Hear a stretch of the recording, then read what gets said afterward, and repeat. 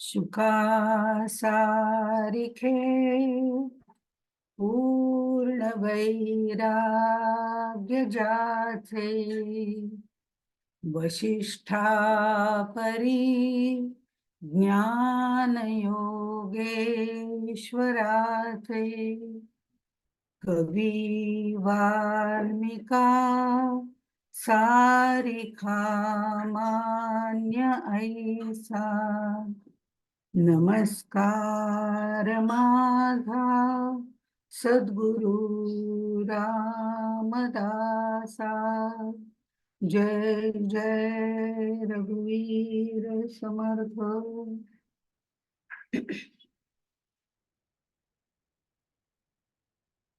आज आपण दशक 3 समास 6, 7, 8 असं घेण्याचा विचार करत आहोत।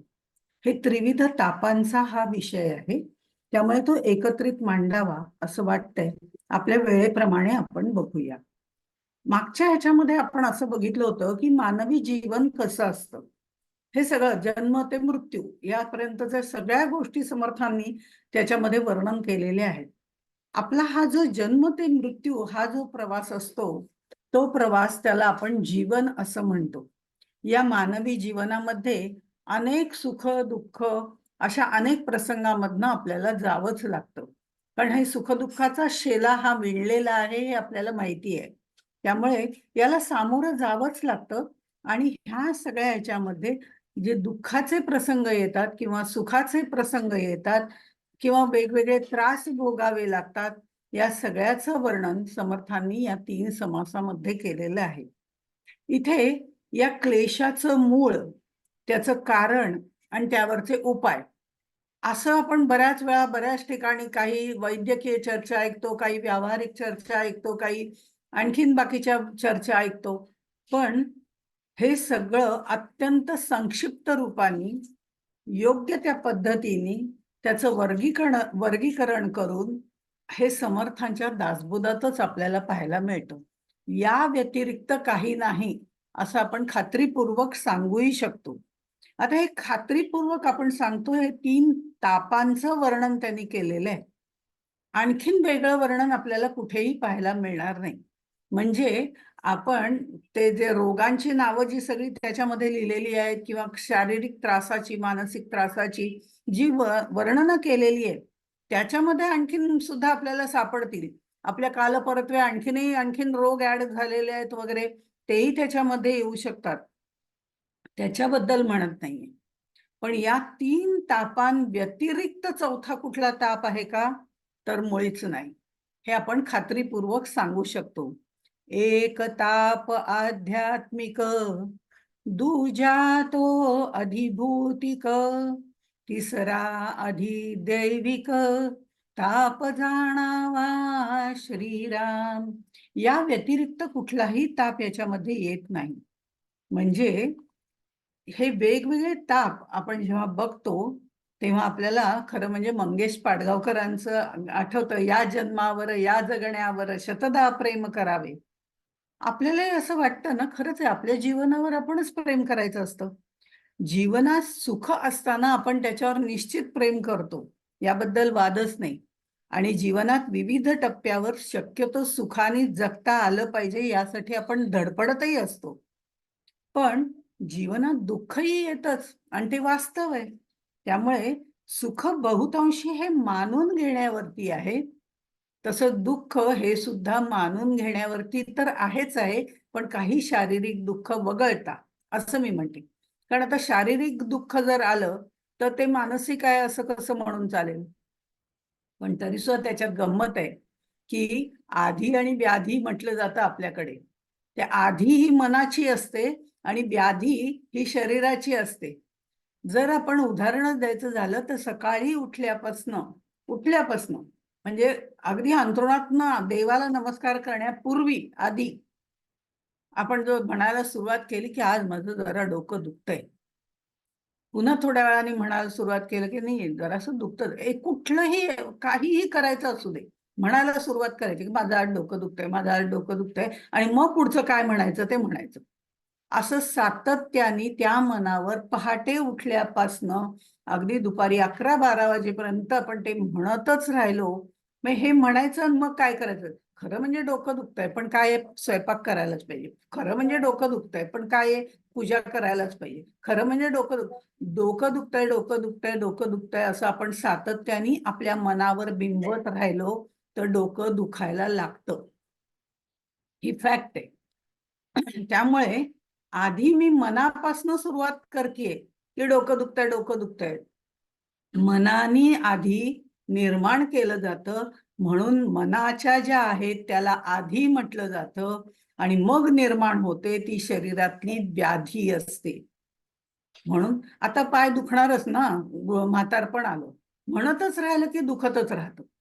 अर्थात याचा अर्थ असा नाही की शारीरिक रोग होत नाहीत. म्हणून मी मगाशी म्हटलं की शारीरिक रोग वगळता अशा पद्धतीने मी म्हटलं.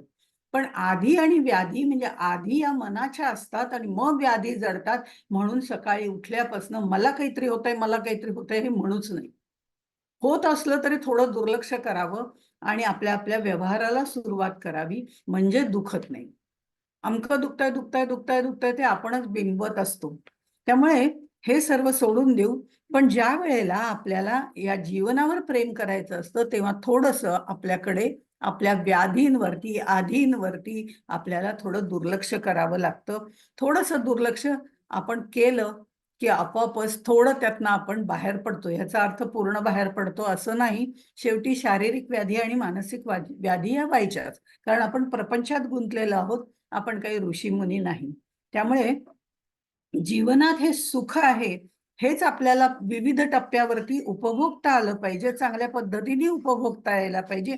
तसंच दुःखालाही सामोरं जाता यायला पाहिजे. एवढंच फक्त यातनं आपल्याला शिकायचंय. त्यामुळे बहुतांशी या सगळ्या गोष्टी आपल्या मानण्यावर आहेत. त्या किती दिवस मानायच्या हेही आपल्या मनावर आहे. आणि म्हणून तुकाराम महाराज सुद्धा काही वेळेला प्रत्येकाची मनाची धारणा वेगळी असते ना, त्याप्रमाणे ते ते आपल्या ह्याच्यातनं बाहेर पडतात. पण तुकाराम महाराज सुद्धा असं म्हणतात, सुख पाहता जवा एवढे, दुःख पर्वता एवढे. कारण खरं तसं नाही आणि तुकोबा असं म्हणणं तर शक्यही नाहीये की सुख जवा पाडे आणि दुःख पर्वता एवढे. त्यांना तर किती दुःख आली होती.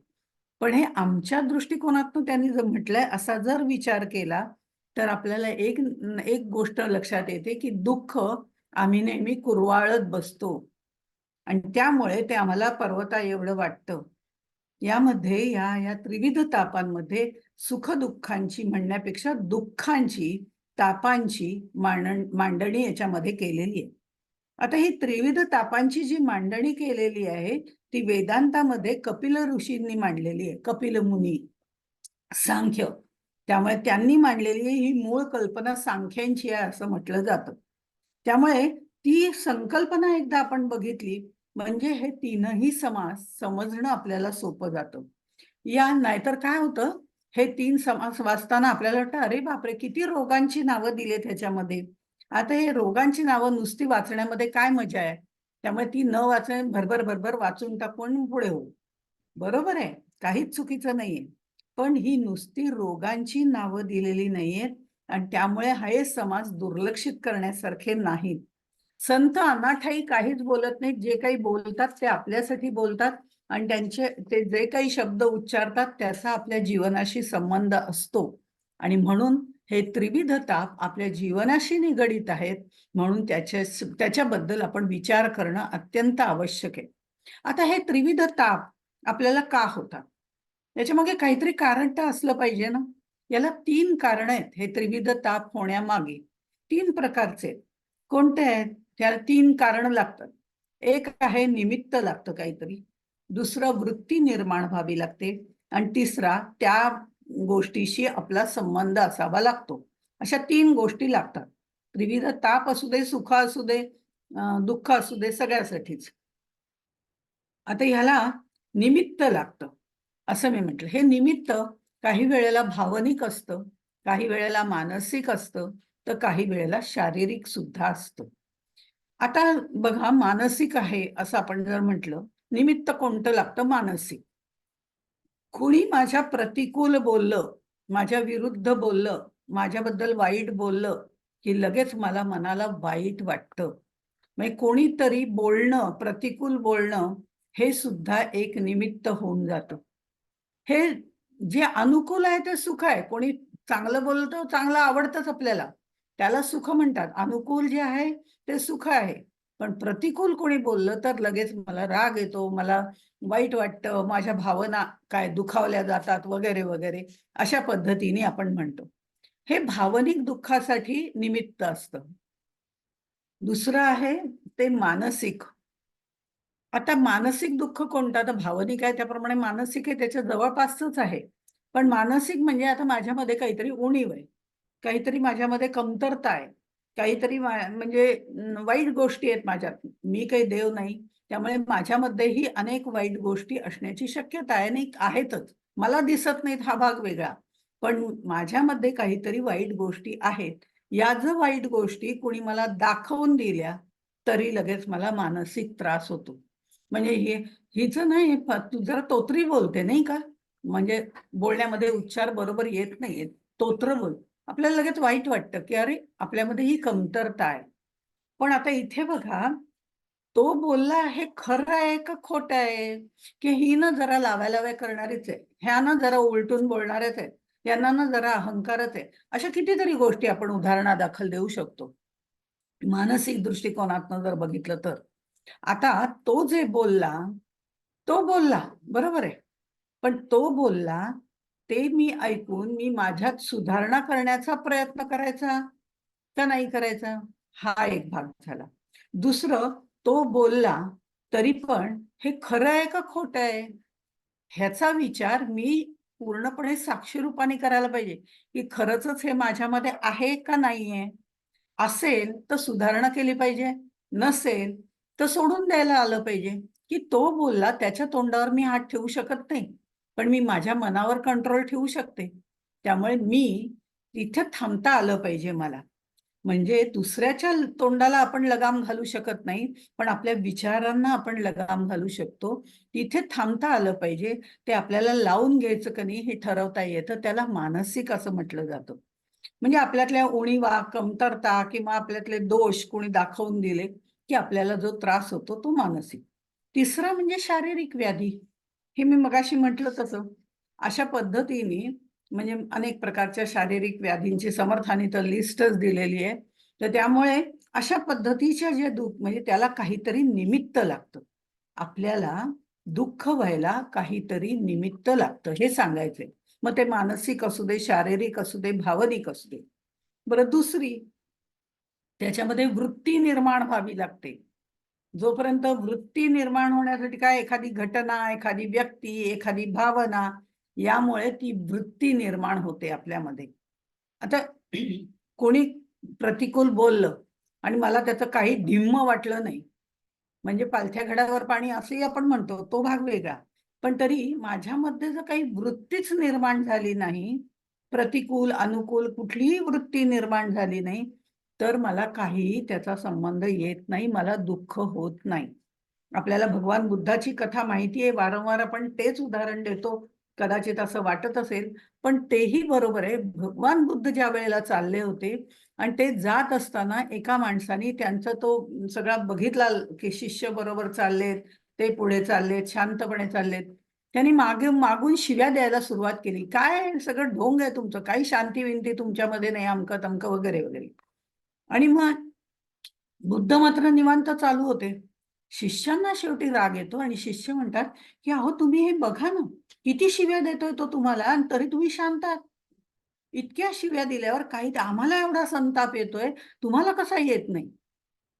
त्यावर भगवान बुद्ध असं म्हणाले, की "त्यांनी शिव्या दिल्या, पण मी घेतल्या नाहीत ना. मी घेतल्या तर मला लागतील त्या. हे न घेणं हा सुद्धा एक परमार्थातला खूप मोठा प्लस पॉइंट आहे. त्यामुळे त्यांनी दिल्यानंतर आपल्याला विचार करता यायला पाहिजे, की ह्या मला लागू पडतायत का? लागू पडत असतील तर सुधारणा करता यायला पाहिजे. लागू पडत नसतील तर त्याचा विचार करता यायला पाहिजे, काय करावं म्हणून. पण काही वेळेला काही जण उगीचच आपल्याला बडबडत असतात किंवा नावं ठेवत असतात किंवा काही शिव्या देत असतात. अशा वेळेला त्या लावून घ्यायच्या का नाही हे आपल्या मनावर आहे. त्यामुळे इथे मन सुदृढ पाहिजे. कोणी काही बोललं म्हणून आपल्याला काय करायचं, आपण काय आहे ते आपल्याला माहिती पाहिजे. अशा तऱ्हेने इथे आपल्यामध्ये त्याचं वृत्ती निर्माण झाल्या, कारण त्या गोष्टी जर आपल्या अंतःकरणापर्यंत गेल्या, आतपर्यंत गेल्या, तर आपल्याला लागतात, नाही तर लागत नाही. अंतःकरणापर्यंत गेल्या तर त्या गोष्टी लागतात. त्या अंतःकरणापर्यंत जाऊच द्यायच्या नाहीत. ती वृत्तीच निर्माण होऊ द्यायची नाही, त्यांना याचा त्रास होत नाही. पण ती वृत्ती निर्माण झाली, ते अंतःकरणापर्यंत पोहोचलं की आपल्याला निश्चितपणे त्याचं दुःख होतं. म्हणजे दुःख होण्याकरता काहीतरी निमित्त लागतं, काहीतरी घटना घडावी लागते, त्यातून वृत्ती निर्मिती व्हावी लागते. आणि तिसरं जे आहे, त्या घटनेशी माझा संबंध असावा लागतो. हेही तितकंच महत्वाचं आहे. काय आहे, लांबच्या देशामध्ये, कुठल्या तरी दूरच्या देशामध्ये आपण बातम्या ऐकतो, त्यावेळेला बघतो हजारो जण करोनामध्ये मृत्यू पावले असं आपण बघितलं. आता ह्या सगळ्या बातम्या जेव्हा मी वाचत असते, त्यावेळेला मी त्या पेपरमध्ये वाचत असते, खाता पिता वाचत असते, चहा पिताना वाचत असते, जेवण वगैरे व्यवस्थित माझं सगळं चालू असतं. कारण त्या घटनेशी, दूरच्या देशात होणाऱ्या घटनेशी माझा फक्त संबंध काही आलेला नसतो. मला फक्त एवढंच माहिती असतं की काहीतरी करोना वगैरे आलाय आणि त्याच्यात अनेक लोक मृत्यू पावतायत. वाईट वाटतं की असं व्हायला नको होतं, तेवढ्या पुरतच. कारण माझा खूप संबंध नाहीये तिथे. पण ज्या वेळेला माझीच एखादी मैत्रीण करोना करोना झाला आणि ती मृत्यू पावली म्हटल्यावर मला थोडं दुःख, थोडं आतमध्ये जातं. आणि हे दुःख ज्या वेळेला आतमध्ये जातं, तेव्हा मला तिची सतत आठवण यायला लागते. आणि मग मला असं वाटतं, आत्ता ती असती तर अमकं झालं असतं ना. म्हणजे कुठेतरी ते आतल्यामध्ये ते दुःख होतं आणि त्याची जाणीव व्हायला लागते. तिची उणीव भासायला लागते आणि मग मला ती आणखीन तीव्र होते. पण काही काळाने हा संबंध कधी येतो, मित्र-मैत्रिणी यांच्याशी जेवढ्या काळापर्यंत येतो, तेवढ्या काळापर्यंत त्याची म्हणजे आपल्याला तीव्रता जाणवते. पण आता घरातलंच कोणी कोरोनामुळे गेलं आणि ती जर पोकळी आपल्या घरामध्ये निर्माण झाली, ज्याचा अनेक वर्ष आपल्यामध्ये आपल्याला सहवास आहे, असं कोणी मित्र असेल, मित्र नाही, घरातलं कोणी असेल, मुलगा असेल, वडील असतील, भाऊ असेल, नवरा असेल, बायको असेल, कोणी असेल, जे आपल्या घरात 24 तास आपल्या बरोबर आहे. अशा वेळेला जे दुःख होतं ते आणखीन आपल्या अंतःकरणात खोलवर जातं, त्याचा त्रास होतो. म्हणजे आपला त्या व्यक्तीशी, घटनेशी आपला प्रत्यक्ष काहीतरी संबंध असावा लागतो. म्हणजे दुःख होण्यासाठी निमित्त लागतं, वृत्ती लागते निर्माण व्हावी आणि संबंध असावे लागतात. त्या गोष्टीशी, त्या घटनेशी माझा संबंध असावा लागतो. त्यामुळे ह्या 3 गोष्टी त्रिविध ताप निर्माण व्हायला कारणीभूत पडतात. आता ह्याच्यामध्ये त्रिविध ताप म्हटलेले आहेत त्यांनी.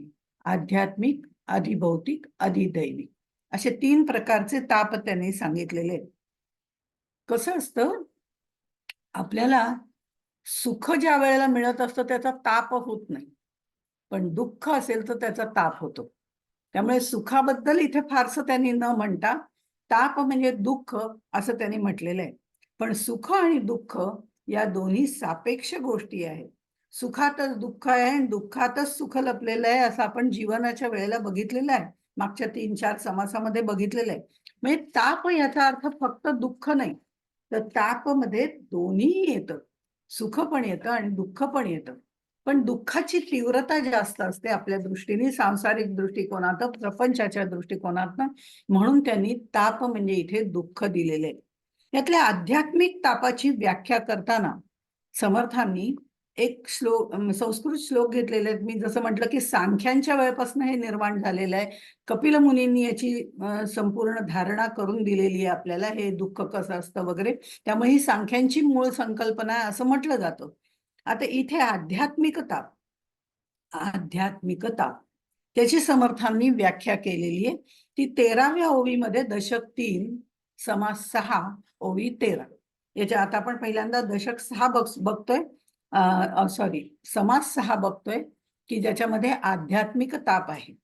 मग त्याची व्याख्या करताना समर्थ असं म्हणतात, देह, इंद्रिये आणि प्राण यांचे नियोगे आपण सुख दुःखे सिणे जाण, या नाव आध्यात्मिक श्रीराम. आता देह, इंद्रिये आणि प्राण. आता इथे मी मगाशी म्हटलं त्याप्रमाणे फक्त दुःखांचं त्यांनी वर्णन केलेलं आहे, कारण ते आपल्याला जाणवतं म्हणून. सुखाच्या बाबतीत तसं काही आपल्याला जाणवत नाही, आणि त्याच्या वेळेला आपल्याला अहंकारच निर्माण होतो की मी केलं ना म्हणून हे छान झालं, दुसरं कोणाला जमलंच नसतं वगैरे वगैरे. तो भाग सोडून देऊ. पण इथे त्याचा काही उहापोह आपल्याला करायचा नाही. आपल्याला आध्यात्मिक ताप बघायचे. देह आणि इंद्रिय या दोन्ही पातळीवर होणाऱ्या सुखदुःखाच्या वेदना म्हणजे आध्यात्मिक ताप. सुखदुःखाच्या असं मुद्दा म्हणून म्हणते. देहाच्या सहाय्याने आपल्याला जाणीव होते, इंद्रियाच्या सहाय्याने सुखदुःखाचे भोग घेतले जातात, आणि प्राण हे वेगवान असतात, ते या सगळ्यांचं वहन करतात. म्हणून समर्थ म्हणतात देह, इंद्रिय आणि प्राण यांचे नियोगे आपण, असं त्यांनी म्हटलेलं आहे. आता बघा, देह, इंद्रिय आणि प्राण, पण पुढे ते लगेच आपल्याला स्पष्ट करतात हे कसं काय शक्य आहे. मग हे आध्यात्मिक ताप जे आहेत ते कुठून कुठपर्यंत आहेत हो? तर ते फक्त आपल्या आत्मा जो आहे तो साक्षी आहे, त्याला सुख ना दुःख काहीही नाहीये, तो साक्षी रूपाने राहतो. दुःख झालं तरी वाहवा, नाही झालं तरी वाहवा, सुख मिळालं तरी वाहवा, नाही मिळालं तरी वाहवा, तो साक्षी रूपाने आहे. तो फक्त पाहण्याचं काम करतो. पण आपल्या आज जे ह्या देहामध्ये, त्या आत्म्याच्या आणि देहाच्या मध्ये अंतःकरण आहे. त्या अंतःकरणापासून आपल्या देहापर्यंत किती अंतर आहे हो? अंतःकरणापासून देहापर्यंत किती अंतर आहे? तर काहीच अंतर नाही, कारण देहामध्येच अंतःकरण आहे. तिथे ही सगळी दुःख निर्माण होतात. मग ही तिथे दुःख निर्माण होतात म्हणजे काय होतं? देह, इंद्रिय आणि प्राण, प्राण सगळे शरीरभर ते दुःख पसरवतं. म्हणजे कसं, तळपायाला काटा बोचलाय, तो त्याची जखम झाली, ते दुखतंय, पण वेदना सर्वांगातच होते ना. हे सर्वांगात पोचवण्याचं काम प्राण करतो. अशा कारण चलन, वलन, वहन हे सगळं प्राणांचं कार्य आहे त्यानुसार.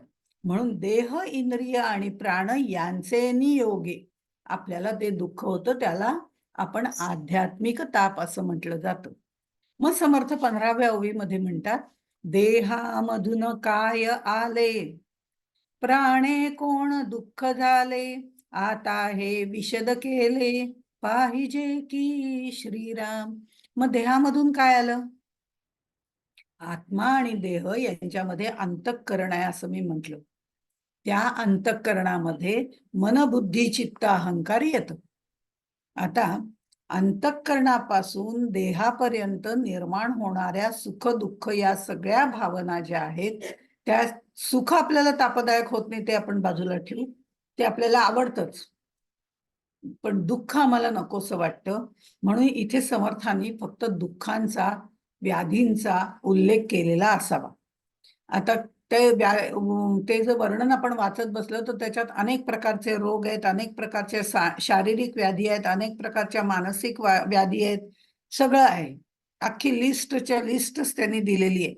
मग त्याच्यामध्ये ते काय म्हणतात, देह अत्यंत खंगले, सर्वांग वाळून गेले, वात पित्त उसळले, कंठ दाटला कफे श्रीराम, तोतडे बोबडे निर्मळ, रोगी कुरूप कुटीळ, वगैरे वगैरे. आता ह्या ह्याच्यामध्ये शारीरिक व्याधी त्यांनी काही सांगितलेल्या आहेत. या शारीरिक व्याधी ज्या होतात त्याही आपल्या शरीराला होतात, म्हणजे देहापर्यंतच्याच त्याच्या मर्यादा आहेत. त्याच्यानंतर व्याधी ज्या होतात त्या मी म्हटलं मानसिक व्याधी आहेत, तर त्या व्याधींमध्ये त्यांनी आणखीन काही दोषही आपल्याला सांगितलेले आहेत. म्हणजे दृष्टी दोष आहे, श्रवण दोष आहे, कर्ण दोष आहे, अशा प्रकारचे. म्हणजे अशा शारीरिक ज्या अपूर्णता आहेत, विकलांगता आहेत, त्याचाही उल्लेख त्यांनी त्याच्यामध्ये केलेला आहे. हे सगळं देहाला आहे, अंतःकरणापासून देहापर्यंत एवढ्या सगळ्या व्याधींचं त्यांनी सूचक अशी पूर्ण लिस्ट तयार केलेली आहे. आणि त्याच्यामध्ये मानसिक पण आहे, जे आपण मगाशी बघितलं त्याप्रमाणे संतापी, अनुतापी, मत्सरी, कामिक हेवा, तिरस्कारी, अशा पद्धतीने सांगितलेले. म्हणजे आपल्याला आपल्याच आतमधल्या अंतःकरणामुळे होणार आहे. कोणाबद्दल मत्सर वाटतो, कोणाची प्रगती पाहिली की आपल्याला राग येतो, कोणाचं अधोगती पाहिली तर आपल्याला लगेच छान वाटतं, माझ्यापेक्षा मी नाही असं केलं, लगेच आपला अहंकार वाढतो. ह्या सगळ्या गोष्टी त्याच्यामध्ये येतात. पण त्यामुळे आपल्याला जो दुसऱ्याचा मत्सर वाटतो, दुसऱ्याचं चांगलं झाल्यावर मत्सर वाटतो, हा सुद्धा एक प्रकारचा रोगच आहे. तिथे मला असं नाही वाटत की अरे मी सुद्धा असं करू शकतो, मला पण त्याच्यासारखे श्रम घ्यायला पाहिजेत, मला पण त्याच्यासारखी मेहनत घ्यायला पाहिजे, तर मी हे करू शकेन. ही त्याचं काय आहे? असं कित्येक जण म्हणतात बघा, त्यांना काय जातं प्रवचन करायला? घरात दोघंच्या दोघंच तर असतात, उद्योग काय आहे दुसरा? अरे मग तुझ्या घरात तर कोण आहे? कोणी नाही ना, दोघंच आहेत ना, मग तू कर ना. मग तुला का नाही जमत? पण हे यांना काय उद्योग आहे असं म्हटलं की मोकळं झालं. म्हणजे अशा प्रकारचं एक उदाहरण म्हणून दिलं, सगळे असे नसतात. पण तरी सुद्धा ह्या ह्याच्यातनं आम्हाला मत्सर निर्माण होतो. हे प्रापंचिक लोकांच्या गोष्टी आहेत. सद्गुरू, संत, सज्जन यांना असं अजिबात वाटत नाही. ते म्हणतात वेळेचा सदुपयोग करताय बरं, असं ते आपल्याला सांगतात. म्हणजे प्रत्येकाच्या विचारांमध्ये फरक असतो. दुसऱ्याचं चांगलं झाल्यावर मत्सर वाटणं ही मानसिक व्याधी आहे, आणि त्यामुळे ही मानसिक व्याधी आपण आपल्यातली काढली पाहिजे. जाणत्याचे पाय धरी असं समर्थ सांगतात. त्याला येत आहे त्याला विचारा, त्याच्याजवळ शिका, त्याच्याकडनं करून घ्या, असं समर्थ काय सांगतात? हा मत्सर आपोआप नाहीसा होतो. हा मत्सर दूर झाला नाही ना, तर मत्सर जे आहे ना, त्याच्यामुळे काम, क्रोध, लोभ सगळ्या गोष्टी निर्माण होतात आणि आपलं आयुष्य वाईट जातं. कारण आपण सतत ते मत्सराच्या विचारामध्ये राहतो आणि आपलंच आपल्याला चांगलं करण्याची शुद्ध राहत नाही. अशा पद्धतीने हे सगळं होत असतं. त्यामुळे इथे बघा, इथे दुसऱ्या कोणाचा काहीही संबंध नाही. मी मत्सर करायचा का नाही हे माझं मी ठरवायचं, मी अभ्यास करायचा का नाही हे माझं मी ठरवायचं, मी माझा वेळ कसा घालवायचा हे मी ठरवायचं, म्हणजे सदुपयोगी लावायचा का दुरुपयोग करायचा हे माझं मी ठरवायचं. म्हणजे आळस मी निर्माण करायचा माझ्यामध्ये, का मी आळस नाही, यत्न तो देव जाणावा करायचं हे माझं मी ठरवायचं. म्हणजे या सगळ्या गोष्टी जर आपण बघितल्या तर मन, बुद्धी, चित्त, अहंकार या अंतःकरण पंचकापासून आपल्या देहापर्यंत आपणच आपल्या करतो. त्याच्यातनं जो ताप निर्माण होतो त्याला आध्यात्मिक ताप असं म्हटलं जातं.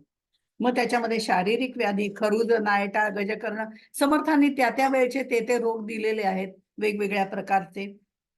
मलमूत्र विसर्जनाच्या अडचणी, देहाला होणारे त्रास, अशा पद्धतीने त्यांनी त्याचं वर्णन केलेलं आहे. हे देह इंद्रियांना होणारे ताप आहे. आता बघा, हे बाहेरचे ताप त्यांनी तर लिस्ट दिलेलीच आहे. गजकर्ण, नायटा वगैरे अशा पद्धतीचे त्यावेळच्या पद्धतीने. अजूनही आता आणखी रोगांना काय, रोग वाढतच जातात, त्यामुळे ते आहेतच. तर हे सगळे देह इंद्रियांना होणारे बाह्य आकार. आता थोडं आपण आत शिरलं, मी अंतःकरणाचं पुन्हा एकदा म्हणते, थोडं आपल्या आत शिरलं की मन, बुद्धी, चित्त, अहंकार यामुळे होणारे ताप म्हणजे मग हेवे दावे आहेत, काळजी आहे, चिंता आहे, ताणतणाव आहेत. हे सगळे जे आहेत हे आत्म्याच्या बाहेर आहे, कारण आत्मा साक्षी रूपाने राहणार आहे. पण शरीराच्या आत होणारे ताप आहेत ना, मत्सर मला बाहेर नाही निर्माण होत, आत निर्माण होतो. बाहेरच्या गोष्टी इंद्रिय आपल्यापर्यंत आणून देतात इंद्रियांच्या योगाने, आणि मग मत्सर निर्माण होतो. मला लोभ कशाचा तरी निर्माण होतो. हा लोभ का निर्माण होतो? माझ्या आत अंतःकरणापर्यंत ती गोष्ट गेलेली असते म्हणून. म्हणून बुद्धाची गोष्ट महत्वाची आहे की अंतःकरणापर्यंत जाऊ द्यायचं कारण नाही, असं त्यांनी म्हटलेलं आहे. दुसऱ्याने दिलं तरी मी काय घ्यायचं हे माझ्या हातात आहे. त्यामुळे हे शरीराच्या आत असणारे ताप आहेत. त्यामुळे एक गोष्ट लक्षात येते, आधी आणि व्याधी. आधी या मनाच्या आहेत आणि व्याधी या शरीराच्या आहेत. आणि ह्या आधी आणि व्याधी ह्या ज्याच्या त्यालाच भोगाव्या लागतात. हे सर्व ताप सांगताना समर्थांनी एवढं बारकाईने निरीक्षण केलेलं आहे, त्याचं ताप सांगितलेले आहेत, दुःख सांगितलेली आहेत, की ती वर्णन म्हणजे जवळजवळ सर्व समास आपण जर बघितला तर त्या 54-55 ओव्यांपर्यंत तीच लिस्ट त्यांनी आपल्याकडे सांगितलेली आहे. पण नुसतं लिस्ट सांगून उपयोग नाही, ती वाढेल तितकी वाढवताही आपल्याला येतंय. पण आध्यात्मिक ताप म्हणजे काय हे आपल्याला कळण्याच्या दृष्टिकोनातनं त्यांनी ती सगळी यादी दिलेली आहे. प्रत्येक रोग त्यातला लावून बघा, हा कुठेही अंतःकरण ते देह, इंद्रिय याच्या पलीकडे गेलेला नाही. त्याच्यात सगळं आलं.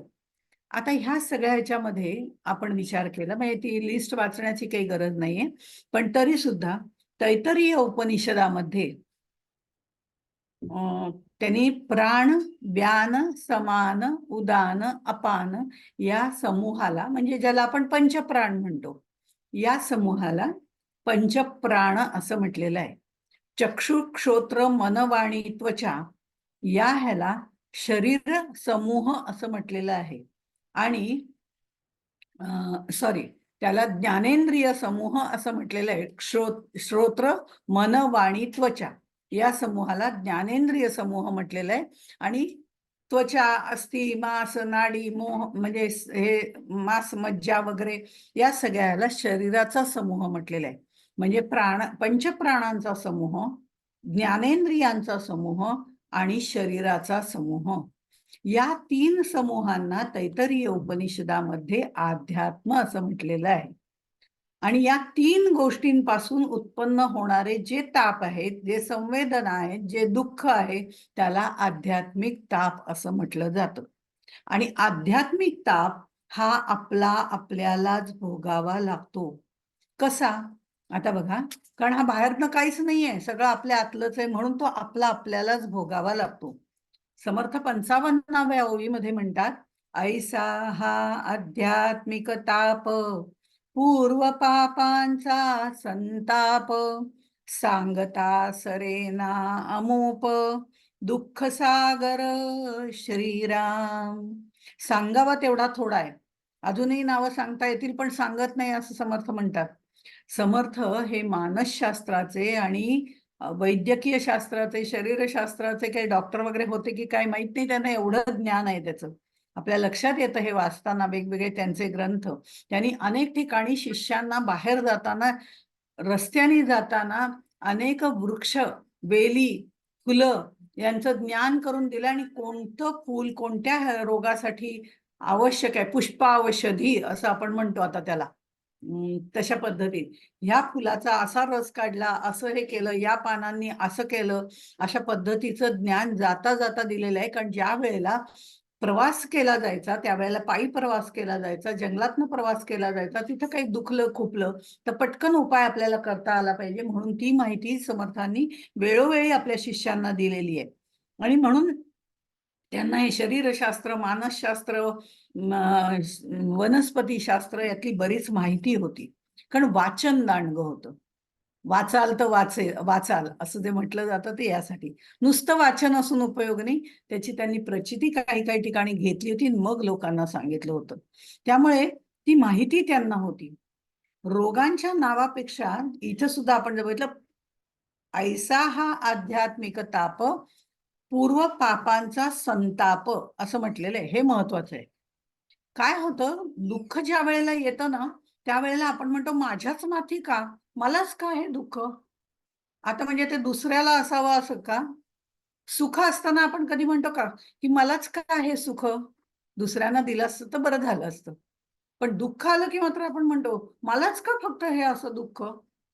आता हे दुःख आपणच आपली समजूत अशी पण घालू शकतो की हे दुःख मला दिलंय, कारण माझ्यामध्ये ते सहन करण्याची ताकद परमेश्वराने निर्माण केलेली आहे, म्हणून हे दुःख मला दिलंय. पण आम्ही म्हणतो दुःख मला का दुसऱ्याला दिलं असतं तर बरं झालं असतं. आपल्याला दुःख नको असतं, पण आपलं दुःख दुसरं कोणीही घेऊ शकत नाही. आपलं आपल्यालाच भोगावं लागतं, हे नक्की आहे. म्हणून आध्यात्मिक ताप हा स्वीकारार्थ सांगितलेला आहे. तो स्वीकारच करायचा आहे. का? कारण पूर्व पापांचा संताप, मागच्या जन्मी जे जे काही, अहो खरं म्हणजे या जन्मात मला एवढं दुःख का आलं, खरं मी कुणाचं काही वाईट केलं नाही असं आपल्याला वाटतं. हो, कुणाचं काही वाईट केलं नाही, पण काय माहिती तारुण्यात केलं असेल, बालपणात केलं असेल, नवे नवे आत्ता नाहीच केलं या जन्मात असं जरी गृहीत धरलं, तरी मागच्या जन्मात काय केलंय. अनेक जन्मामध्ये आम्ही अनेक गोष्टी करत असतो.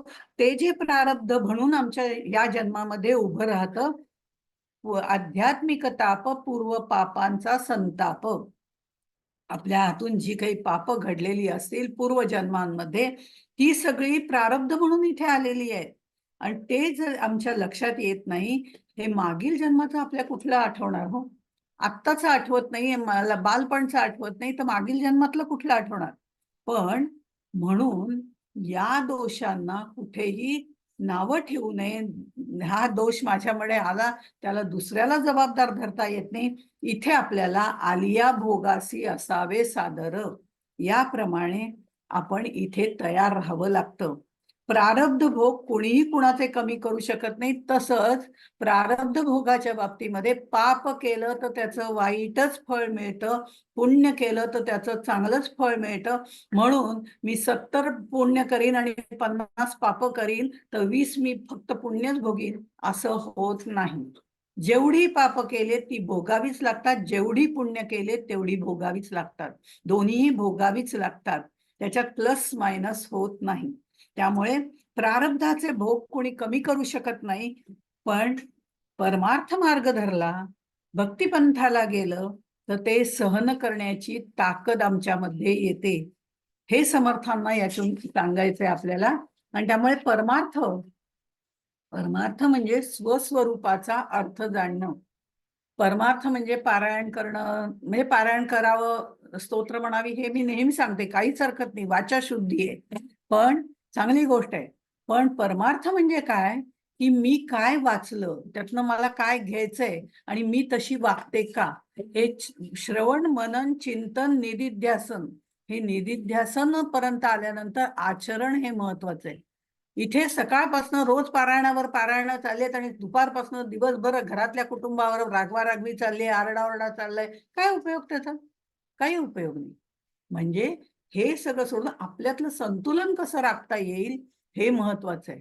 आपण कुठे रागवायच्या ठिकाणी रागवावंच लागतं, पण त्या रागामागे प्रेम असावं लागतं. ते असेल तर आपण दुसऱ्याच्या चांगल्यासाठी रागवतो हे त्याच्या लक्षात येतं. सततच रागवत राहिलं तर कोणी लक्षच देणार नाही. आणि रागवायचं ते सुद्धा आपल्या माणसावरच रागवायचं असतं. लोकांवर रागवून कोण आपल्याला विचारणार आहे? अशा अनेक भाग आहेत. पण इथे सांगण्याचं तात्पर्य असं आहे, की स्वस्वरूपाचा अर्थ जाणणं हा उपाय आहे. मी म्हणजे देह नाही, ह्या गोष्टी आपण नुसतं कथा पुराणांमध्ये ऐकत असतो, देही विदेही होणं वगैरे ऐकत असतो. पण इथे या यातना सर्व देहाच्या आहेत, हे जाणून घ्यावं लागतं, हे समजून घ्यावं लागतं. आणि ते समजून घेताना त्याचं अधिष्ठान भगवंत असावं लागतं. म्हणून कबीर म्हणतात, दुःखमे सुमिरन सब करे. दुःखमे सुमिरन सब करे. कारण दुःख आलं की देवालाच हाका मारतो, दुसरं कोणाला हाका मारून चालतच नाही. दुःखमे सुमिरन सब करे, सुखमे करे कोय. जो सुमिरन सुखमे करे, दुःख काय होय. जर राम नामाचा जपच करत बसलं तर आपोआपच कुत्ता जाणे चमडी जाणे इथपर्यंत आपली स्टेज येते. रामनामाचा जप म्हणजे रामनामाचा जप असा नाही अपेक्षित की इकडे जप केलाय आणि तिकडे दूध चाललाय ग, असं काही उपयोगाचं नाही. त्या जपामध्ये तल्लीन तदाकार तद रूप होणं इथपर्यंतची स्टेज यावी लागते. नाही तर नुसतंच मुखमे माला फिरे, म्हणजे मुखमे नाम फिरे, माला फिरे हात नाही. मी माळ इथे ओढतोय, तोंडामध्ये रामराम आहे, लक्ष तिसरीकडेच आहे, त्याचाही काही उपयोग नाही. अशा बारीक बारीक गोष्टी पुढे आपल्याला बघायच्याच आहेत. पण इथे हा जो आध्यात्मिक ताप आहे तो अपूर्व पापांचा संताप असल्यामुळे आपल्यालाच भोगायचा आहे. ज्या काही देहाच्या व्याधी आहेत, ज्या काही मानसिक व्याधी आहेत, त्या आपल्यालाच भोगायच्या असतात. म्हणून ह्या स्वीकारार्थ असं सांगितलेलं आहे, संतांनी आपल्याला सांगितलं आहे. मग जर आपल्याच व्याधी आपल्यालाच भोगायचे आहेत तर त्याचं दुःख लोकांकडे सतत उगाळण्यात काय अर्थ आहे? त्यापेक्षा काय आहे, कशा आहात, मस्त आहे. आम्ही काय असतो, आम्ही कायम एक तर दुःखी तरी असतो आणि त्रस्त असतो. आम्ही कायम त्रस्त असतो. आणि कोणी आलं की लगेच सांगायला सुरुवात करतो की नाही नाही, ते ना जरासं पायाचं असं आहे, मग ते डोक्याचं असं आहे, मग ते अमक्याचं तसं आहे. पूर्व पापांचा संताप, एवढं लक्षात ठेवलं की हे सगळं बंद होतं. त्यांना सांगून काय उपयोग आहे, तुझ्याच पापाचा तू भोगतेस, हे सरळ आहे. अशा पद्धतीने जर विचार केला तर आपल्याला असं म्हणता येईल की ह्या सगळ्यापेक्षा कोणी आलं की चांगलं बोलावं, चांगलं राहावं, चांगलं उत्तरं द्यावीत, छान. म्हणून आम्ही नेहमी म्हणतो, कशा ठीक आहे. ठीक कशाला, मस्त आहे म्हणा ना. म्हणण्यात काय अडचण आहे, शब्दात काही अडचण नाहीये ना. मस्त आहे म्हणावं. कसं आहे, मस्त आहे. पण आम्ही नेहमी ग्रस्त असतो रोगांनी किंवा त्रस्त असतो आंतरिक गोष्टीतनं, मानसिक गोष्टीतनं. आपण त्रस्तही असू नये आणि ग्रस्तही असू नये. आपण नेहमी मस्त असावं. आणि म्हणून हे मस्त आहे म्हणणं ही आपल्या जिभेला जर सवय झाली तर आपोआपच आपण यातनं हळूहळू बाहेर पडतो. मग हे सगळं जे आहे हे सांगण्यामागचा आणखीन एक उद्देश असा आहे की हे आपण याला कुठेतरी भगवंताचं अधिष्ठान दिलं की आपण आपलं दुःख विसरून जायला सुरुवात होते. हे दुःख विसरण्यासाठी ह्या गोष्टी सांगितलेल्या आहेत. आणि हे जाणणं कसं आहे, गोंदवलेकर महाराजांकडे एक जोडपं आलं होतं, नवीन जोडपं आलं होतं. छान दोघं मस्त होते, अगदी मजेमध्ये होते, नवीनच लग्न झालं होतं. आले आणि म्हणले, गोंदवलेकर महाराजांना नमस्कार वगैरे केला, सगळं झालं. आणि म्हणे गोंदवलेकर महाराज म्हणे, वा वा छान आहे हो, ही माझी बायको वगैरे. हा हा, फारच छान, चांगली म्हणजे साथीदार मिळाली वगैरे वगैरे सगळं झालं. आणि मग गोंदवलेकर जाताना फक्त त्या माणसाला म्हणतात, नाही म्हणजे पुढची काहीतरी सोय करून ठेवा आता थोडी, हळूहळू पुढची सोय करून ठेवा. तो म्हणतो, हो म्हणजे का, केली आहे ना, लाईफ इन्शुरन्स हो केलाय, आमका इन्शुरन्स काढलाय, गाडीचा इन्शुरन्स काढलाय, सगळे इन्शुरन्स काढलेले आहेत म्हणे. ते म्हणे ठीक आहे, चांगली गोष्ट आहे ती, ते पण इन्शुरन्स काढायला पाहिजेत, ते तर हा. पण संसारात येणारी दुःख सहन करण्याकरता राम नामाचा सेल्फ इन्शुरन्स काढून ठेवा, तो महत्वाचा आहे. ज्यामुळे आपला आध्यात्मिक ताप कमी करण्याचा आपण प्रयत्न करू शकतो. आपण जेवढे रामनामाचे हप्ते त्याच्यामध्ये भरू तेवढं ते आपलं संरक्षण करतं, हेही तितकंच खरं आहे. त्यामुळे रामनामाचा सेल्फ इन्शुरन्स जो आहे तो आपल्याला घ्यायचा आहे. आणि त्याच्यामुळे आध्यात्मिक तापाची तीव्रता आपल्याला कमी करायची आहे असं म्हणायला हरकत नाही. हा रामनामाचा सेल्फ इन्शुरन्स आपण घ्यायचा आहे, काढायचा आहे. आणि म्हणून समर्थ सुद्धा आपल्याला सांगतात, काहीच न करूनी प्राणी, काहीच न करूनी प्राणी, रामनाम जपे वाणी, तेणे संतुष्ट चक्रपाणी, भक्ता लागी सांभाळी. तो सांभाळतो, तो हळूहळू आपल्याला यातनं बाहेर पडतो. आपल्याला आपलं दुःख सहन नाही झालं तरी शांत बसण्याची आपल्याला तो आपली तयारी करून घेतो. दुखतंय का, मी शांत बसते, शांत बसण्याची तयारी करून घेतो. दुःख कुठेही जात नाही, ते भोगावंच लागतं, ते भोगायचंच आहे. म्हणून ते स्वीकारार्थ म्हटलेलं आहे. असं अशा पद्धतीने हे सगळं वर्णन समर्थांनी केलंय. ते आपल्या जीवनाच्या दृष्टीने महत्वाचं आहे. हे झालं आध्यात्मिक तापाचं. आता आपण पुढे थोडंसं अधिभौतिक ताप, त्याच्यामध्ये समास 7वा येतो, दशक 3 समास 7. अधिभौतिक ताप म्हणजे ते काहीतरी पाहूया, ते तरी कोणते आहे अधिभौतिक ताप. आता याच्या नावावरूनच आपल्याला समजतं, अधिभौतिक, भौतिक पंचमहाभूतांपासून निर्माण होणारे ताप, त्याला अधिभौतिक. हे आपल्या आत शरीरात, शरीरामुळे, अंतःकरणामुळे, मनामुळे, देह, इंद्रिय आणि प्राण असे नाही. हे बाहेरून येणारे आपले त्रास आहेत. मग याची व्याख्या करताना भौतिक जीवानी दिलेले कष्ट, भौतिक जीवानी दिलेलं दुःख, ताप, अशा पद्धत पंचमहाभूतांमुळे होणारे ताप, त्याला अधिभौतिक ताप असे म्हटलेले आहे. आता ह्याच्यामध्ये समर्थांनी व्याख्या अशी केली आहे दुसऱ्या ओळीमध्ये, सर्व भूतांचे निसंयोगे, सुख दुःख उपजो लागे, ताप होता मनभंगे, या नाव अधिभूतिक श्रीराम. म्हणजे इथे मन वगैरे सगळं येणारच आहे, कारण मनच नसेल तर काय, उन्मन झाल्यावर कुठले ताप होत आहेत, कुठलेच ताप होत नाही. मन तर येणारच, मन म्हटल्यानंतर अंतःकरण पंचक आलंच, देह इंद्रिय आलेच. पण हे काय, माझी काही चूक असतेच असं नाही, बाहेरून येणाऱ्या संकटांमुळे झालेलं अधिभौतिक, या पद्धतीने त्यांनी सांगितलेलं आहे. आता जन्माला आल्यापासून थेट मरेपर्यंत आपल्याला निसर्गाशी संबंध येतो, समाजाशी संबंध येतो, जगताशी संबंध येतो. जीव जगत म्हटलेलं ते ना आपल्याला, जीव जगत जगत आत्मा, म्हणजे हे 3 प्रकार सांगितलेलेच आहेत पुढे. पण आत्ता आपण तिथपर्यंत जायचं नाही. आत्ता आपल्याला ताप कोणते होतात ते आपण बघायचंय. त्यामुळे जन्माला आल्यापासून थेट मरेपर्यंत निसर्गाशी संबंध येतो. आता निसर्गाच्या दृष्टिकोनातनं पाहिलं तर खरं म्हटलं तर माणसाची किंमत प्राण्यासारखीच आहे निसर्गाच्या दृष्टिकोनातनं. त्यामुळे नगण्यच किंमत आहे. निसर्गाच्या दृष्टीने माणसाची किंमत नगण्य आहे, शून्य आहे, ती अगदी खूपच कमी आहे. पण आम्हाला काय वाटतं, मी म्हणजे केवढा, केवढा अहंकार आहे हो भरलेला पहिल्यापासून अंगामध्ये. पण निसर्गाचे नियम पाळले तर तो आपल्याला तापदायक ठरत नाही, हे समर्थांना ह्याच्यातनं सांगायचंय. आपण ज्या भागात राहतो, ज्या ठिकाणी राहतो, त्या जगामध्ये वनस्पती आहेत, कृमी आहेत, कीटक आहेत, अनेक गोष्टी आहेत. ते आपल्याला खरं म्हणजे काहीही त्रास देत नाहीत. त्यांचं ते जीवन जगतात, आपण आपलं जीवन जगावं. ही संत मंडळी जर आपण बघितली तर ते निसर्गामध्ये ढवळाढवळ करत नाहीत. आपल्याला फार निसर्गामध्ये ढवळाढवळ करायची सवय आहे. आपल्याला कैरी कैरी जर घेतली आहे, आपण सांख्यांच्या खोल तत्वज्ञानात गेल्यावर आपल्याला हे पण सांगतात, आपल्याला कैरी झाडावरची काढा, जशी तशी म्हणजे धुवून वगैरे, पण जशी तशी खा, ती बाधत नाही म्हणे. केव्हा बाकीच्या सगळ्या गोष्टी पाळत असलो तर. पण त्या कैरीचं लोणचं करा, त्या कैरीचा मुरांबा करा, बदललं ना. आपल्यामध्ये त्याला परिवर्तित करून घेतलं, आपले हात लागून ते नैसर्गिक दृष्ट्या खाल्लेलं नाही. त्यामुळे ते त्रासदायक ठरतं. म्हणजे हे थोडक्यातलं उदाहरण अशासाठी की निसर्गामध्ये आपण ढवळाढवळ करायची नाही.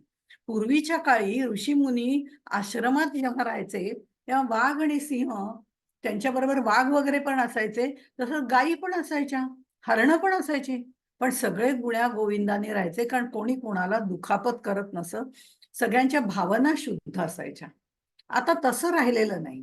त्यामुळे आपण जर बघितलं, आत्ताचं उदाहरण द्यायचं झालं तर लोकमान्य टिळक ते ज्या वेळेला खुर्चीमध्ये बसायचे कारागृहात किंवा कुठे घरी त्या दुसरीकडे, ते त्यांची खुर्ची असायची, त्या खुर्चीमध्ये ते जेव्हा बसायचे तासंतास शांत बसलेले असायचे, निश्चल बसलेले असायचे. त्यांच्या त्या भावविश्वामध्ये ते तल्लीन असायचे. त्यावेळेला त्यांच्या अंगाखांद्यावरती चिमण्या येऊन बसायच्या असं म्हटलं जातं, निर्भयपणे. कारण ते त्यांच्यातच मग्न असायचे, त्यांना माहितीच नसायचं चिमणी बसलीये का काय बसलंय. म्हणजे हे जेव्हा एकरूप होऊन जातं, त्या निसर्गाशी आम्ही एकरूप होतो, तेव्हा पक्षी आमच्याशी बोलू शकतात, संवाद साधू शकतात, आमच्या बरोबर राहू शकतात. तुकाराम महाराजांचं तसं उदाहरण आहे. म्हणजे दोघातलं तत्व एकच आहे याची जाणीव दोघांच्या ठिकाणी असते. त्यावेळेला निसर्ग जो आहे तो कोणालाही त्रास देत नाही. पण आपण निसर्गाला त्रास दिला तर तो आपल्याला निश्चितपणे त्रास देतो. माणूस काय आहे, माणूस स्वार्थ बुद्धीने, दुष्ट बुद्धीने निसर्गाबरोबर क्रूरपणे वागतो. अशुभ वासना ठेवून तो संकुचित करतो आपल्याला. स्वार्थाने त्या प्राण्यांवरती आपला हक्क गाजवायला जातो, त्यांना आपल्या ताब्यात ठेवायला बघतो आणि झाडं कापून सिमेंटची जंगलं उभारतो. त्यावेळेला निसर्ग आपल्याला त्रास दिल्याशिवाय राहत नाही. झाडं कमी की पाऊस कमी, पाऊस कमी की दुष्काळ भोगावे लागतात. म्हणजे थोडक्यात सांगायचं असं, कारण की माणसाचा, मनुष्याचा आयुष्यभर ज्याच्याशी संबंध येतो, मग त्या सचेतन गोष्टी निसर्गातल्या, बाह्य ब्रह्मांडातल्या कुठल्याही, त्यातल्या त्या सचेतन असोत किंवा अचेतन असोत, त्या कोणत्याही गोष्टीकडून होणारा त्रास म्हणजे अधिभौतिक त्रास म्हटलं जातं. हे अधिभौतिक त्रासाचं वर्णन समर्थांनी 3 ते 13 या ओव्यांमध्ये चेतन अचेतन यांचं जे वर्णन आहे ते 3 पासून 13 पर्यंतच्या ओव्यांमध्ये केलेलं आहे. चेतन प्राणी किंवा अचेतन गोष्टी आपले 3-13 कसं वाजवतात याच्याबद्दलचं ते वर्णन आहे. ते ताप लिहिलंय. गांधील माशी येऊन चावली, बैलांनी शिंगावर घेतलं, कुत्रा चावला, पायात काटे मोडले, दरोडेखोर आले आणि त्यांनी आपला हात तोडून टाकला. आता हे जे सगळे आहेत हे सचेतन प्राणी आहेत. त्यांनी मनुष्यानी मनुष्याला किंवा प्राण्यांनी मनुष्याला, मनुष्य हा प्राणीच आहे ना, त्यामुळे त्यांनी दिलेले त्रास आहेत. अर्थात हे सगळे सचेतन झाले. पण काही अचेतन पण आहेत. अचेतन म्हणजे अशा ठिकाणी, आता मी एका ठिकाणून चाललीये, मला दुसरं कोणी कशाला, मलाच वाटलं की आपण कैरी खावी म्हणून मी झाडाला दगड मारला. दगड जोरात मारला, तो तिथं अडकला आणि परत आला, तो माझ्या डोक्यात पडेल. आता दगड काय चेतन आहे का? नाही, जड आहे. पण त्याने मला खोप पडली, माझ्या डोक्याला लागलं, मग ऑपरेशन करा, हा आला ना ताप सगळा माझ्या मागे. म्हणजे असं काही वेळेला किंवा मुलांनी दगड मारला आणि तो मला लागला असं जरी म्हटलं तर मुलांचा हेतू मला मारायचा होता का? नाही, त्यांना कैरी काढायची होती. पण मी नेमकी तिकडनं चाललेली होते, मारलं मला. त्यामुळे हा अचेतन त्रास अशा पद्धतीत राजसत्तेचा त्रास आहे, पैशाचा त्रास आहे, प्राप्तीचा त्रास आहे, विकारांचा त्रास आहे, हे सगळं या गोष्टी याच्यामध्ये दिलेल्या आहेत. आणि हे करताना त्यांनी हे त्रास बाहेरच्या गोष्टींकडनं आपल्याला होतात याच्यासाठी त्यांनी राजसत्तेचं सुद्धा उदाहरण दिलेलं आहे 63व्या ओळीमध्ये. प्राणी राजदंड पावत, जेरबंद चाबुक देत, दरे मार तळवे मार होत, या नाव अधिभूतिक श्रीराम. काहीतरी चुका केलेल्या असतात, काहीतरी काही वेळेला आपला काहीच त्याच्यामध्ये भाग नसतो, तरी पण आपल्याला शिक्षा भोगावी लागते, राजदंड वगैरे त्यावेळेच्या पद्धतीप्रमाणे त्यांनी ते वर्णन केलेलं आहे. आता परचक्र आलं, त्यांनी स्त्री मुलांचे हाल केले, आपल्याला दुःख होतच की नाही. पळवून नेलं, बायकोला पळवून नेलं, मागच्या ह्याच्यात आपण वाचलेलं आहे. त्रास होणारच ना. हे मी केलंय का? नाही, पण बाहेरच्या गोष्टींनी केलेलं आहे. मग ते निसर्गातल्या असो, समाजातल्या असो, देशातल्या असो, कितीतरी गोष्टी आहेत. अशा पद्धतीने त्यांनी जे वर्णन केलंय पंचभूतांच्या सहाय्याने केलेलं वर्णन, म्हणजे या पृथ्वी आप तेज वायू या पद्धतीने. त्यामुळे पूर्वी काय होतं, हे त्रिविध ताप ज्या वेळेला असायचे त्यावेळी सांख्यांची कल्पना आहे वगैरे असं जे मी म्हटलं मध्ये, त्या ह्याच्यामध्ये हे सगळे ताप याच्यापासून सुरक्षा मिळावी म्हणून त्या काळामध्ये, ऋषी मुनींच्या काळामध्ये, ऋषी काळामध्ये म्हणूया, किंवा या सांख्यांनी हे तत्वज्ञान मांडलं त्या काळामध्ये म्हणूया, जिथे अग्नी, वरुण, इंद्र वगैरे या लोकांची प्रार्थना केली जायची. कारण हे त्याचे देवदेवता आहेत, त्यांची प्रार्थना केली म्हणजे आपण या त्रासातनं मुक्त होऊ असं त्यावेळेला म्हटलं जायचं. आता ह्या इथे हे सचेतन, अचेतन, सामाजिक असे हे बाहेर न होणारे त्रास आहेत. त्या काळातल्या वेगवेगळ्या शिक्षांचं वर्णन आहे. अशा शिक्षा आजही, त्याच्यापेक्षा भयंकर शिक्षा आपण बघतो. काळ बदलला तरी वृत्ती त्याच राहिलेल्या आहेत, म्हणजे वृत्तीचा संबंध तिथे पुन्हा येतो. ज्याला शिक्षा होते त्याच्या दृष्टीने हा अधिभौतिक ताप असतो. सर्व भूतांचे निसंयोगे, सुख दुःख उपजो लागे, ताप होता मनभंगे, या नाव अधिभौतिक. असे हे सगळे ताप सांगितलेले असले तरी सगळेच ताप ते सगळ्यांनाच भोगावे लागतात असं नाही. वेगवेगळे ताप आहेत, वेगवेगळ्या लोकांना भोगावे लागतात. समर्थांनी सगळ्यांची यादी दिलेली आहे. मग त्याच्यामध्ये काय आहे, मनुष्यहानी, वित्तहानी, खूप मोठा समास आहे, 87 ओव्यांचा समास आहे. पण हे सगळ्या गोष्टींमध्ये जर बघितलं, सचेतन, अचेतन, भौतिक काही गोष्टी, काही मानसिक गोष्टी, काही शारीरिक गोष्टी, काही पण बाह्य कारणामुळे झालेल्या, काही घर भांडणं वगैरे याच्यामध्ये होणारे सुनेचे छळ पूर्वीच्या काळी करत असत, त्या पद्धतीने होणारे छळ, या सगळ्याचं वर्णन समर्थांनी केलेलं आहे. आणि म्हणून इथे त्यांनी म्हटलेलं आहे मनुष्यहानी, वित्तहानी, वैभवहानी, महत्वहानी. आपलं महत्व कमी होणं हा पण एक ताप आहे बरं का. वैभवहानी, महत्वहानी, मनुष्यहानी, वित्तहानी, वैभवहानी, महत्वहानी, पशुहानी, पदार्थहानी, या नाव अधिभूतिक श्रीराम. म्हणजे सचेतन, अचेतन हे 13 इथपर्यंत त्यांनी वर्णन केलं. पुढे 14 ते 23 मध्ये त्यांनी आणखीन दुसरे, म्हणजे कुठले, अधिभौतिक गोष्टीपासून होणारे जे त्रास आहेत पंचभूतांपासून. म्हणजे आता घरच पडलं, एवढा मोठा तुफान वारा आला, वादळ आलं, घर पडलं, भूकंप झाला, पूर आला, सुनामी आली, वादळ आलं, या सगळ्यांचा म्हणजे हे माणसाला पंचभूतांनी जे त्रास दिलेले आहेत त्या पद्धतीचं वर्णन आहे. पंचभूत खरं म्हणजे निसर्गामध्ये स्वच्छंदपणे आपला आनंद दुसऱ्याला देण्यासाठी, उधळण करण्यासाठी आलेली आहेत. पण मनुष्य ज्या वेळेला त्यांना काबूत करायला जातो, आपल्या हातात ती सत्ता, पैसा मिळवण्याच्या दृष्टिकोनातनं हे सगळं करायला जातो, त्यावेळेला त्याचेच प्रयत्न त्याच्यावरती उलटवले जातात आणि निसर्गाकडनं त्याला त्रास होतो. त्यावेळेला त्याला अधिभौतिक त्रास असं म्हटलं जातं. याच्यासाठी तैत्तिरीय उपनिषदाचा त्यांनी हे घेतलेलं आहे, लांबी, रुंदी वगैरे, ज्योतींचा समूह, दिशांचा समूह वगैरे, असे समूह जे आहेत ते सगळे म्हणजे थोडक्यामध्ये पंचभूतांच्या दृष्टिकोनातनं येणारे समूह. अशा. आता हे सगळं वर्णन करताना समर्थांनी पंचमहाभूतांचं वर्णन करताना सुद्धा 51 एखादी ओवी आपण बघायची. म्हणून मी म्हणते, बीज पडे हिव पडे प्राणी प्रभंजनी सापडे, का तो महापुरी बुडे या नाव अधिभूतिक श्रीराम, ऐसा अग्न लागला किंवा कोणी लाविला, हानी झाली का पोळला या नाव अधिभूतिक श्रीराम. हे पृथ्वीमध्ये भूकंप होणं, पाण्यामध्ये सुनामी निर्माण होणं, वायूमध्ये वादळ निर्माण होणं, किंवा तेजामुळे वणवा वगैरे लागतो, ते वणवा लागणं, अशा आगी लागणं पण आणि लावणं पण दोन्ही येतं त्याच्यामध्ये, कारण तोही माणसाच्या हाती सचेतनाने केलेलाच भाग आहे. अशा वेळी या सगळी मनुष्यहानी, वित्तहानी, हे सगळा कल्लोळ निर्माण होतो. आणि मग पुढे सरसगट काही ओव्या त्यांनी घेतले, आणि त्यामधली एक महत्वाची ओवी असं वाटतं, म्हणजे त्रासांमधली 80वी ओवी आहे. बालपणी मरे माता, तरुणपणी मरे कांता, वृद्धपणी मृत्यू सूता या नाव अधिभूतिक श्रीराम. बघा किती परफेक्ट हे केलेलं आहे.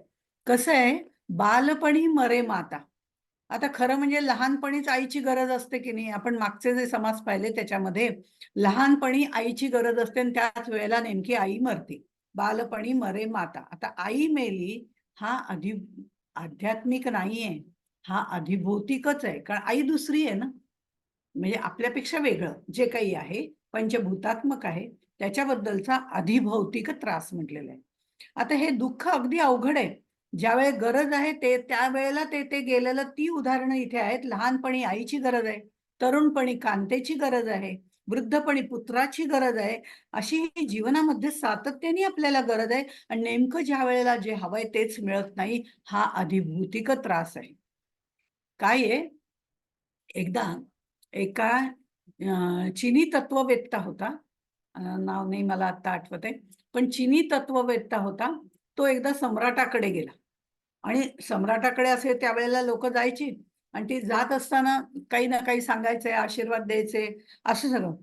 त्यावेळेला ह्या चिनी तत्ववेत्यांनी त्या सम्राटाला असा आशीर्वाद दिला, बघा, तुझ्या कुटुंबातील, तुझ्या कुळातील लोकांना, तुझ्या कुटुंबातील, तुझ्या कुळातील लोकांना पिढ्यानपिढ्या ज्येष्ठतेच्या क्रमाने मृत्यू येऊ दे.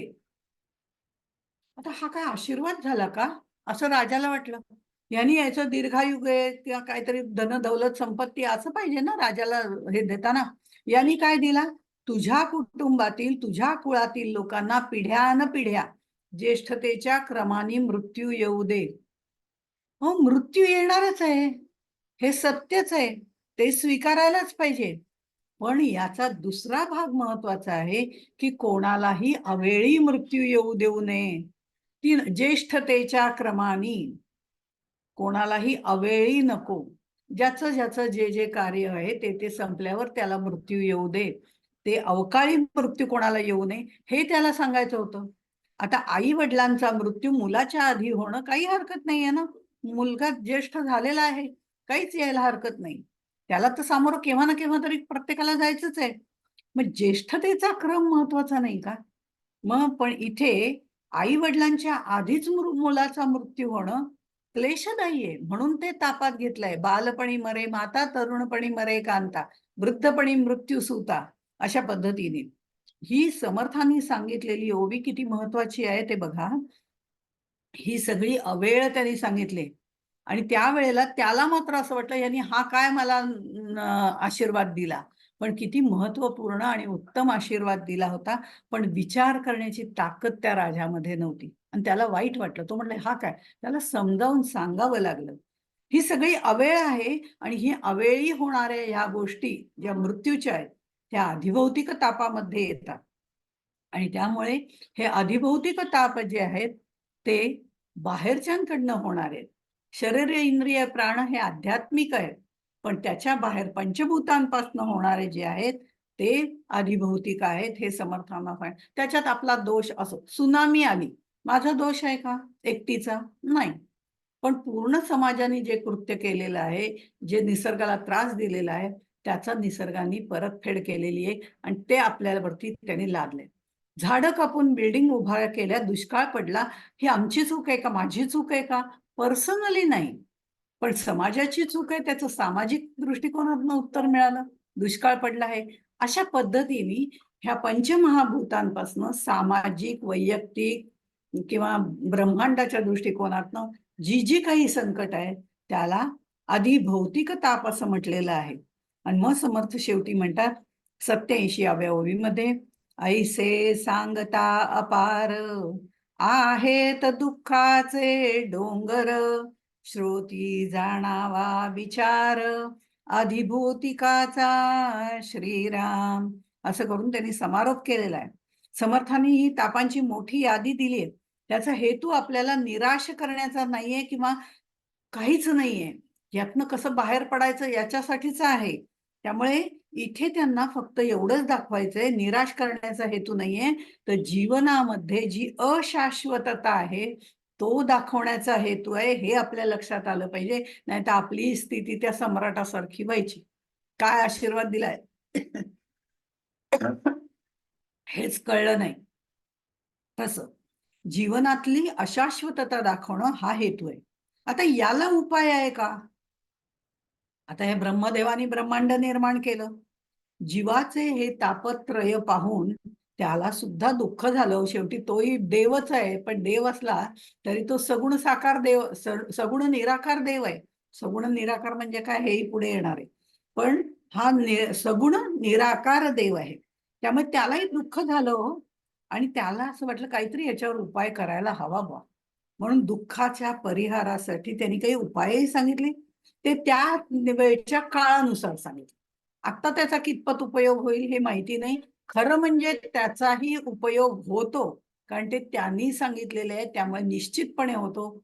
पण त्या करण्याच्या कृतीमागे प्रॉब्लेम येतो, म्हणून होते. आता त्या काळानुसार ब्रह्मदेवाने जे उपाय सांगितले ते सांगताना त्यांनी म्हटलं तपश्चर्या करावी, तीर्थयात्रा करावी, व्रत करावी, यज्ञ करावी, इष्टापूर्तीची कर्म करावी, म्हणजे स्वार्थरहित हे सगळं करावं.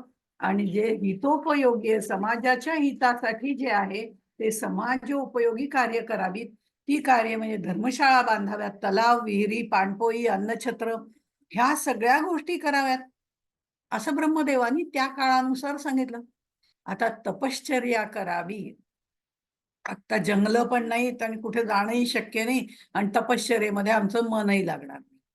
त्यामुळे तपश्चर्या कशी करणार? पण तपश्चर्येचा अर्थ वेगळा बदलता येतो ना. आम्ही तप करावं, आमच्या शरीराचं तप करावं, शरीर तप्त करावं. त्या रामनामाचा इन्शुरन्स तर सांगितलंच आहे, पण नवविधा भक्ती सांगितलेल्या आहेत. त्यांनी तप करावं, आत्मनिवेदन भक्तीपर्यंत जावं. हे सुद्धा घरात बसूनच केलेलं तप आहे. आणि समर्थ म्हणतात, अहो प्रपंचा म्हणजे ऋषी मुनींनी केलेलं तप आहे ना, त्याला काही महत्व नाही म्हणे. त्यांना बरं आहे ना, निसर्गात जात होते, करत होते, सगळं अनुकूल होतं, त्यांनी करावं तप. पण प्रपंचात राहून तप करणं फार अवघड आहे. त्याला तपश्चर्या म्हटले. एखाद्या गोष्टीचा ध्यास घेऊन शास्त्रज्ञ घेतात त्याप्रमाणे म्हणूया आपण. एखादा शोध लावायचा की त्यांना जेवण खाण सुद्धा सुचत नाही, या पद्धतीनेही तपश्चर्या करता येते. विचारपूर्वक प्रत्येक गोष्टीचं नियोजन करता येतं, हीही तपश्चर्याच आहे. ह्यात प्रत्येक गोष्टीचं महत्व जाणून आपल्यातले काही विकार दूर करता येतात. हे सगळं पुढे सांगितलेलं आहे की हे कसं आचरण, पण आधी काय आहे ते आपल्याला सांगितलं. त्यामुळे या आध्यात्मिक तापाच्या वेळेला आपण बघितलं की आपण सेल्फ इन्शुरन्स काढला रामनामाचा. आता आपल्याला फॅमिली इन्शुरन्स काढावा लागतो. सर्वांनी मिळून फॅमिलीचा इन्शुरन्स काढा, म्हणजे सर्वांचा फॅमिलीचा इन्शुरन्स काढावा लागतो की नाही आपल्याला. काही काही गोष्टीसाठी स्कूटरचा ऍक्सिडेंट झाला, आईचा मृत्यू झाला, अमक्याचं तमकं झालं, वगैरे वगैरे, आपण फॅमिली इन्शुरन्स पण काढतो. आता इथे आपल्याला सर्वांनी मिळून निसर्ग नियमांच्या विरुद्ध जाणार नाही, निसर्गाचे नियम पाळीन, निसर्गाला ओरबाडून घेणार नाही. निसर्ग आपल्याला सगळं द्यायला तयार असतो आणि आम्ही लगेच ते साठवून ठेवतो, ओरबाडून घेतो. तैत्तरीय उपनिषदात सांगितले, सॉरी ईशावास्य उपनिषदामध्ये सांगितलेलं आहे, तेन त्यक्तेन भुंजिता. आपल्याला पाहिजे तेवढंच घे, साठवणूक करण्याची गरज नाही. साठवणूक कधी करायची हेही समर्थाने सांगितलेलं आहे बरं का. ते पुढे येलंय प्रपंचाच्या दृष्टिकोनातून. पण इथे आपल्याला फॅमिली इन्शुरन्स घ्यायचा आहे आणि सर्वांनी मिळून निसर्गाचे नियम मी मोडणार नाही, त्याच्या विरुद्ध जाणार नाही, निसर्ग नियम पाळीन, त्याप्रमाणे वागीन, अशा पद्धतीचा इन्शुरन्स काढायचा आहे आणि त्याचा योग्य तो वापर योग्य ठिकाणी करायचा आहे. अवास्तव करायचा नाही, ओरबाडून घ्यायचा नाही त्या निसर्गाला, तो आपल्यासाठीच आहे आणि म्हणून ते करणं महत्वाचं आहे. या निसर्गात आपण सर्व प्राणी, जीव प्राणी, म्हणजे आपण मनुष्य पण येतो आणि अन्य प्राणी पण येतात, सर्व जीव प्राणी, पंचभूत ही सगळी त्याच्यामध्ये येतात आणि या सगळ्यांना त्याच्यातच राहायचंय, त्याच्यातच मरायचंय. पण त्याच्यात आनंदाने राहायचं असेल तर एकमेकास सहाय्य करू, या पद्धतीने आपल्याला राहायचंय. या निसर्गाच्या विरुद्ध गेलो तर मात्र हा ताप आपल्याला भोगावाच लागतो. म्हणून माणसाने क्षणिक सुखाच्या मागे न लागता, ह्या अशाश्वत गोष्टींच्या मागे न लागता शाश्वत सुखाचा शोध करायला पाहिजे. हे आपल्याला आधी भौतिक तापात्म इथे समर्थांनी सांगितलेलं आहे.